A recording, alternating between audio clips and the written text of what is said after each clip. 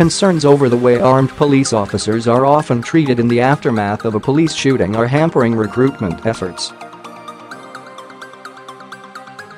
A planned increase in the number of elite counter-terrorist firearms officers has yet to hit its target, partly due to the difficulties in getting enough volunteers. Police chiefs revealed a 70% increase in the ranks of the most highly trained armed officers over the last 2 years, but the pool of counter-terrorist specialist firearms officers, CTSFOs, still needs around 100 recruits.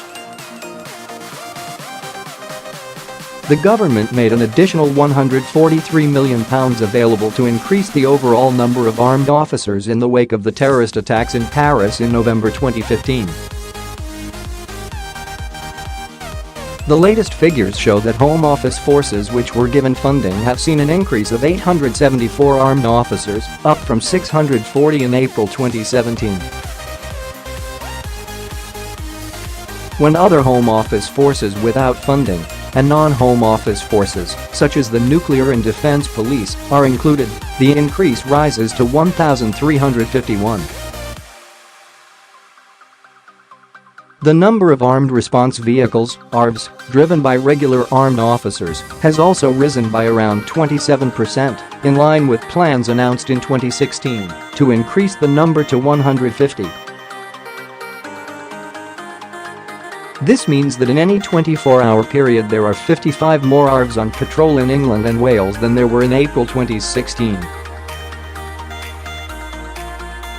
Simon Chesterman, the National Police Chiefs Council lead for armed policing, said one of the challenges in recruitment was that those selected for the elite role were from a pool of regular armed officers who then had to be replaced to meet the target. It's made the ARV uplift even more challenging because we are recruiting from the ranks of ARVs to become CTSFOs, and therefore we are constantly having to backfill, he said. Delivering the uplift has been a bit like filling a bath with the plug out. Mr. Chesterman added that recruiting rank-and-file officers to the ranks of firearms policing was often difficult because of the perception many officers have about the treatment of those who have shot suspects.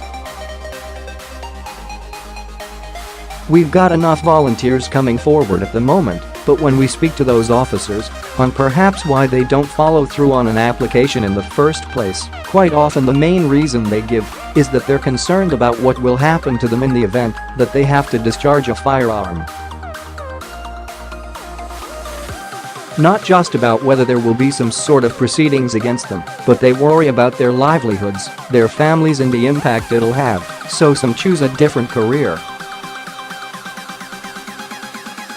They deploy to around 14,000 armed incidents every year. They discharge firearms on about 4 of those incidents. It's a tiny fraction. These are not trigger-happy people, and they're quite happy to be held to account after the event, but their perception is they'll be treated as suspects of wrongdoing, as opposed to the professional witnesses that they clearly are. The total number of armed officers is still lower than it was in March 2012, when there were 6,756 in England and Wales. This figure steadily decreased until March 2016, when there were 5,639, and then rose to 6,278 the following year.